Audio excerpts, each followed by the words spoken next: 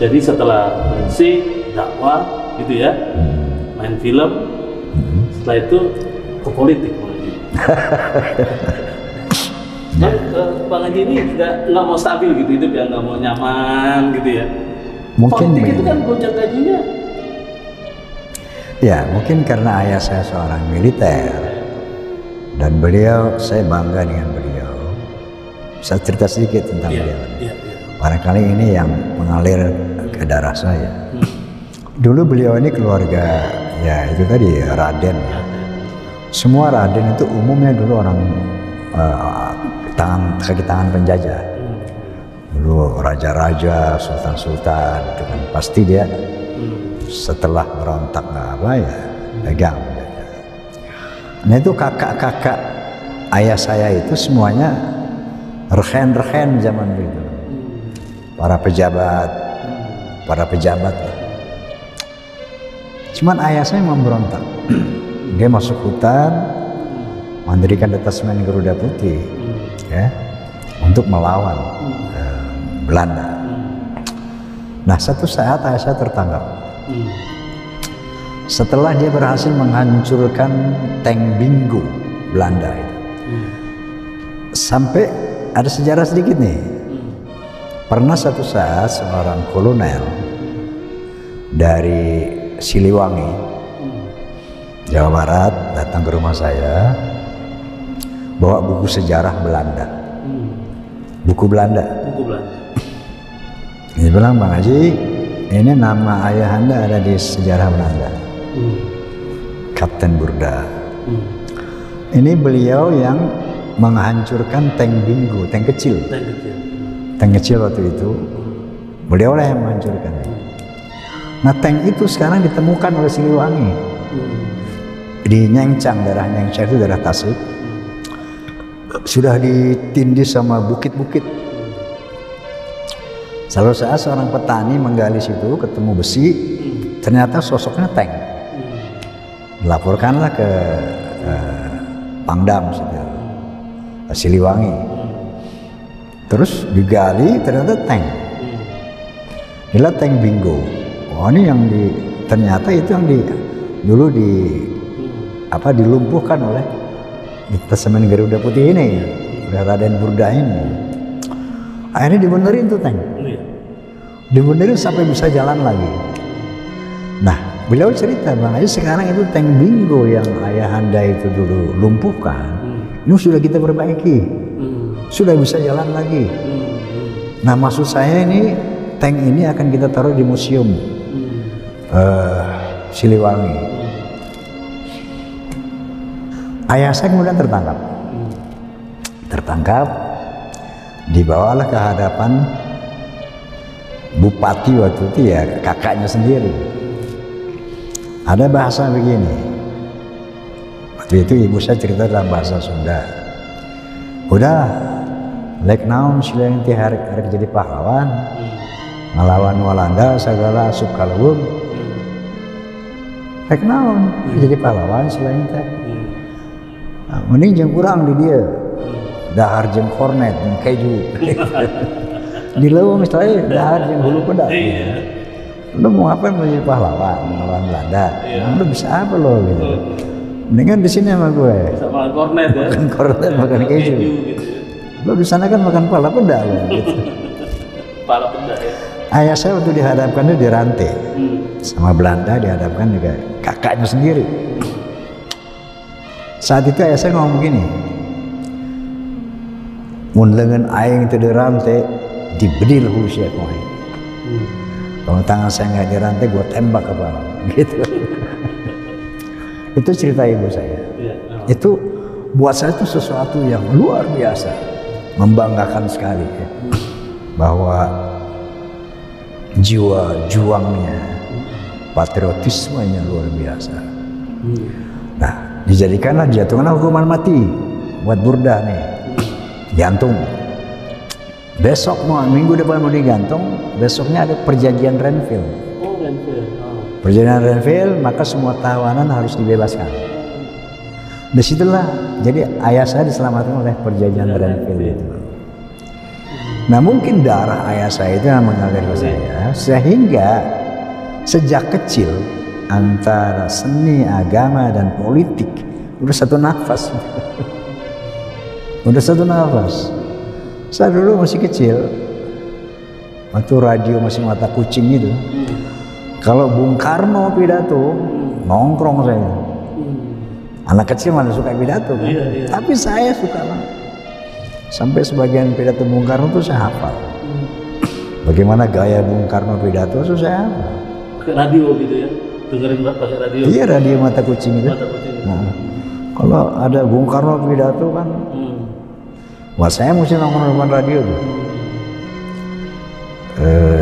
Itu satu, bahwa memang sense of politik itu ada sejak kecil. Kemudian agama juga sejak kecil itu memang sudah saya suka kepada agama itu saya suka, dan seni tentunya kan yang sampai sekarang itu. Tapi yang pasti dalam berpolitik itu sesuai dengan ajaran Allah Subhanahu wa taala. Artinya wad'u ila sabili rabbik bil hikmah wal mau'izatil hasanah wajadilhum billati hiya ahsan. Serulah ke jalan Tuhan, karena politik itu juga menyeru orang untuk berbuat yang lebih baik. Bila hikmah, dengan ilmu, dengan pengetahuan. Wal mau'izatul hasanah, dan dengan nasihat yang baik, dengan cara-cara yang baik. Wajadilhum, berdebatlah dengan mereka, berkonfrontasilah. Billati hiya ahsan, dengan cara yang terbaik. Nah, itu yang saya gunakan dalam berpolitik ini. Jadi nggak ada istilah politik main curang, main dengki, main benci, main jahat gitu. Enggak. Itu nggak ada.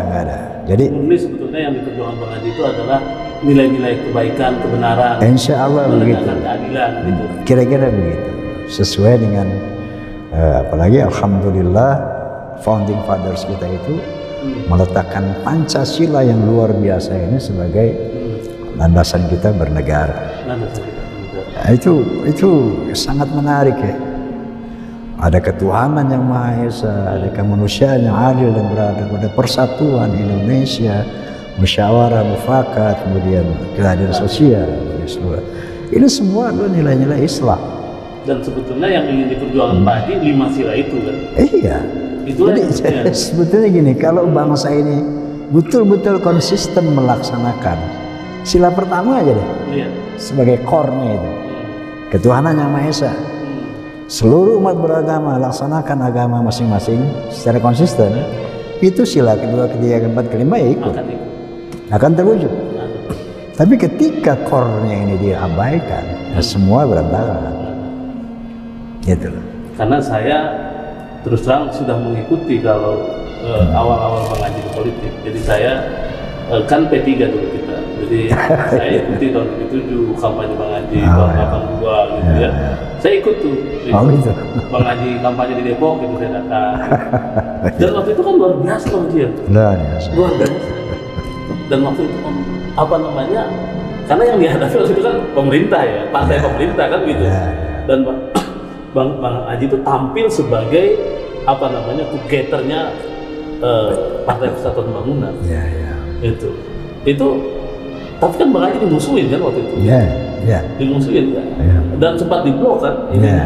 Sempat konser-konsernya diblok gitu. Lama di TPRI tidak tampil gitu kan. Bisa cerita sedikit? Ya, jadi gini. Ketika saya berpihak ke TP3 itu saya bukan fungsionaris partai. Bukan fungsionaris partai. Bukan fungsionaris partai. Bukan pengurus partai. Bukan pengurus partai. Saya cuma simpatisan. Simpatisan. Makanya saya datang ke waktu itu ke Jenaro apa siapa? Jenaro. Pak Ketua, izin saya numpang jihad. Istilah saya numpang jihad. Di partai Anda. Izinkan saya untuk sebagai kampanyewan. Kampanyewan. Kenapa gitu kan? Kenapa kok P3? Di sana kan ada Golkar, ada PDI. Ada PDI. Ya. Kenapa P3? Karena P3 saya itu berazas Islam. Saya sebagai Muslim punya kewajiban akidah untuk membela Islam. Itu dasarnya. Maka berjuang untuk P3 sebagai kampanyawan, sebagai apa namanya tadi? Juru kampanye. Juru kampanye. Nah memang risiko perjuangan kan pasti ada. Tidak ada perjuangan karpet merah tuh nggak ada. Ya, beronak berduri lah. Semua perjuangan, apapun itu. Itu sebagai suatu konsekuensi dari satu sikap hidup ya. Ya kita jalani aja, kita nikmati aja berbagai hal-hal yang di band 11 tahun di TVRI. 11 tahun di band. 11 tahun kemudian waktu itu satu-satunya TV kan. Satu-satunya TV.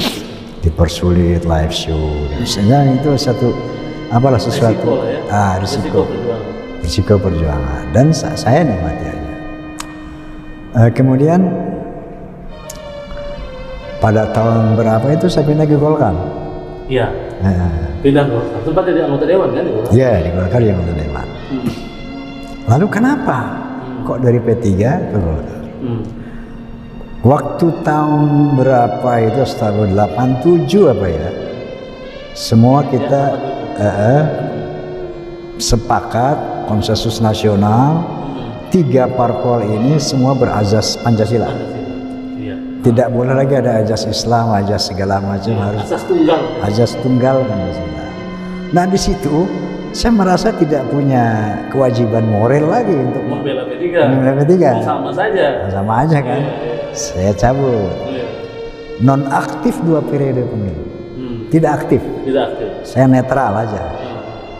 Nah pada tahun berapa itu saya lihat Pak Harto ini melakukan katakanlah sesuatu yang islami. Ya. Di berbagai aspek tuh beliau melakukan sesuatu yang sangat islami. Saya terpanggil. Bangun Masjid Pancasila gitu ya. 1999. Semua pejabat naik haji, apa semua bikin maulid, segala macam. Terus kasus Bosnia tampil, Pak Harto. Iya. Jadi sangat islami Pak Harto nih. Nah, saya kembali terpanggil sebagaimana saya terpanggil di P3 dulu. Iya. Untuk membela nih. Untuk membela Islam. Bukan Golkar. Kayak dulu bukan P3, tapi Islam. Terpanggillah saya ke sana. Tanpa apapun, saya bilang saya mau bantu Pak Harto. Jadi apa? Ketua MPR nggak mau, ketua MPR kan nggak aktif itu. Semua yang aktif apa?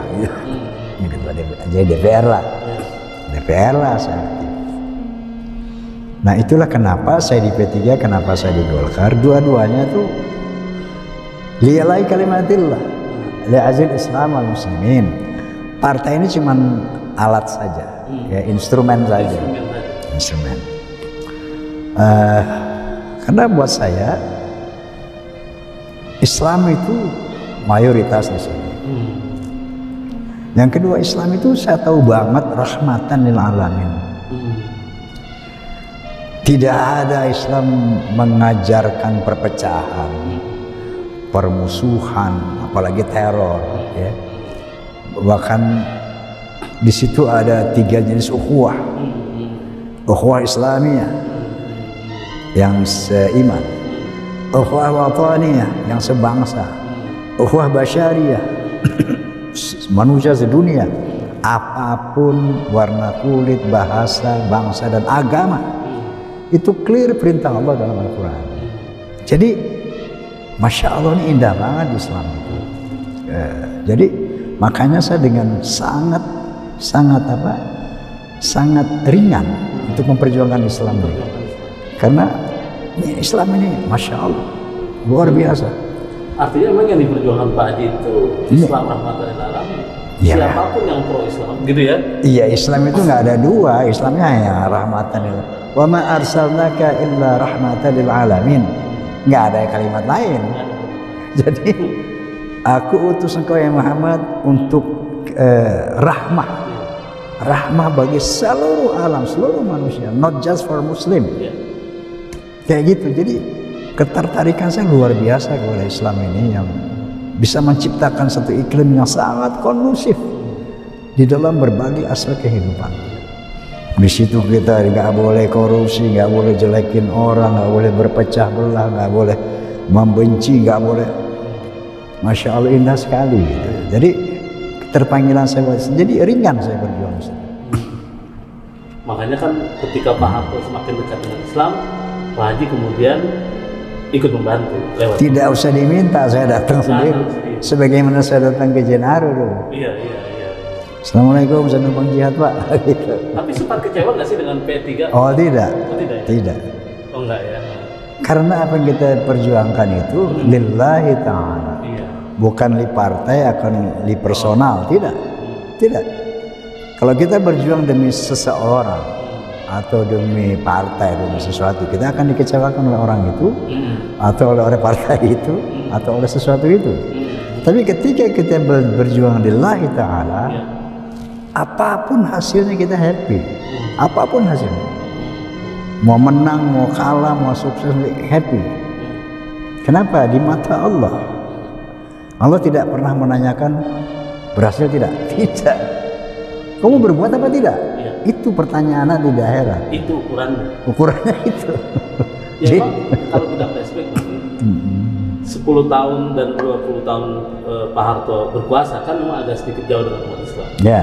Tapi 10 last tahun minute, lagi dia sudah semakin dekat dengan Islam. Tapi pada saat dia sedang dekat-dekatnya dengan umat Islam, justru kita jatuh gitu ya. Jangan bilang kita dong. Jangan bilang kita. Bang Haji enggak maksudnya. Gitu. Ada apa penyesalan nggak itu Pak Harto jatuh 98 itu? Sebetulnya kalau kita berpegang kepada akidah nggak ada istilah menyesal. Karena tidak ada peristiwa apapun tanpa izin Allah. Jangankan satu peristiwa politik, peristiwa daun kering yang jatuh ke bumi di tengah hutan yang gelap itu seizin Allah. Jadi semuanya atas izin Allah. Semua atas izin Allah. Sebab itu harus bahwa diri itu atau tidak itu salah ya. Tapi tanpa izin Allah orang nggak bisa ngerampok, nggak bisa membunuh, nggak bisa ngapa-ngapain. Tapi apakah itu diri dia atau tidak? Nah, itu salah. Makanya Bang Haji terus ya berjuang, terus merespon keadaan gitu ya. Wajib. Kalau kita sebagai warga negara Indonesia tidak mau tahu Indonesia mau hancur, mau babak belur, cukup berdosa. Kalau kita sebagai umat Islam nggak mau tahu Islam kayak apa, cukup berdosa. Makanya Islam itu ada konsep amar ma'ruf wa nahi munkar. Ya, serulah kepada kebaikan, cegahlah kemungkaran. Itu konsep Islam. Tapi caranya itu bila hikmah, dengan bijaksana dan wawasan. Wal ma'usil hasanah, dan dengan nasihat yang baik. Tapi kemungkaran itu harus dicegah. Makanya Sayyidina Ali kalau nggak salah pernah mengatakan, kalau kemungkaran, kemaksiatan sebagai merajalela, bukan penjahatnya yang hebat, tapi orang baiknya diam. Orang baiknya diam, tidak peduli terhadap situasi dan kondisi. Nah, sehingga kemungkaran itu dianggap sesuatu yang benar. Gitu. Kalau kita tarik konteksnya sekarang, banyak orang baik yang diam sekarang. Terlalu banyak. Terlalu banyak. Ya artinya barangkali itu juga tidak memungkinkan untuk menyerukan kebenaran dalam situasi kondisi demokrasi sekarang ini. Jadi ada cara yang berbeda. Berjuang itu memang soal cara. Iya. Soal cara. Yang penting begini dalam berjuang itu,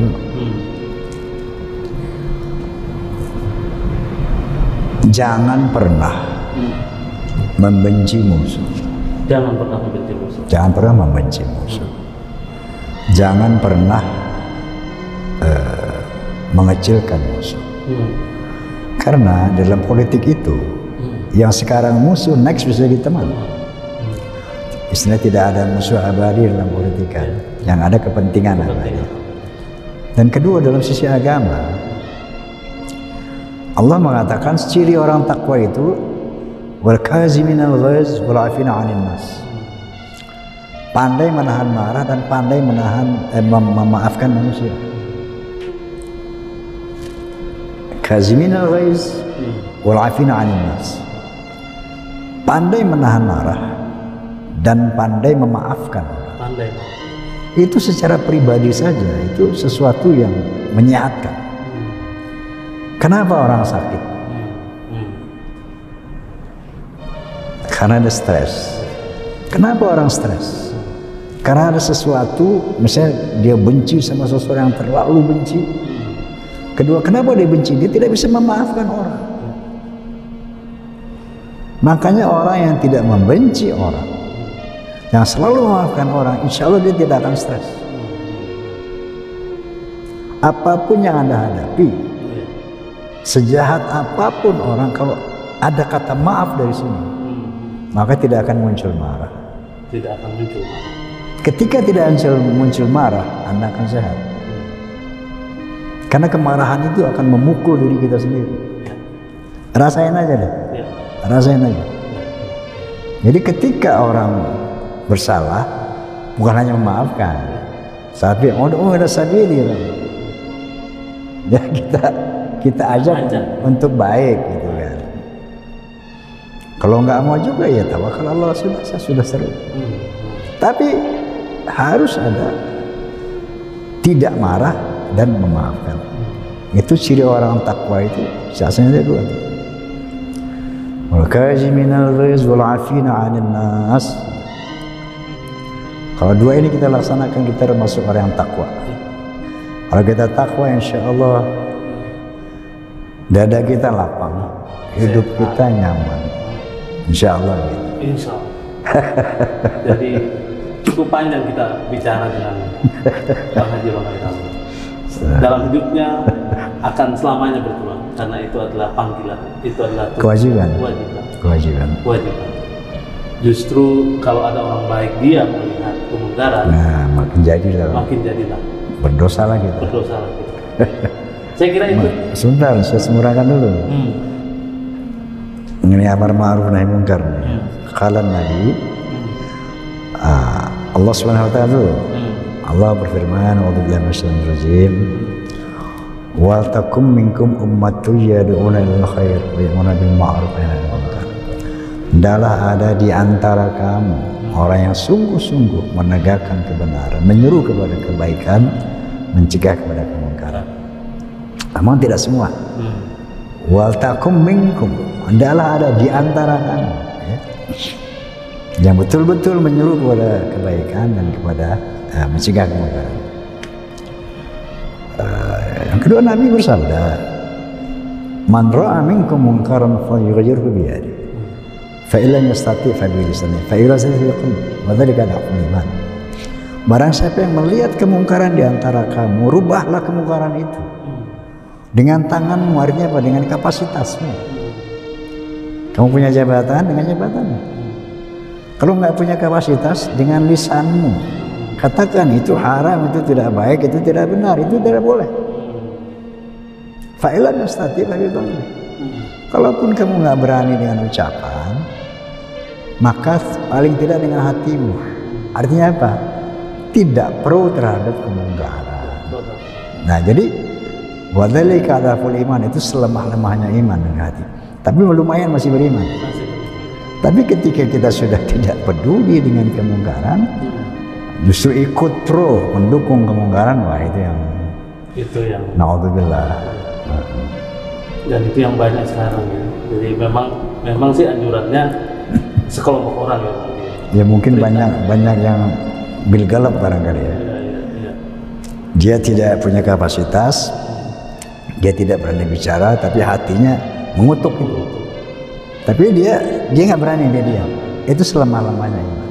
Masih lumayan daripada yang pro kemungkaran. Tapi sebaiknya harusnya banyak.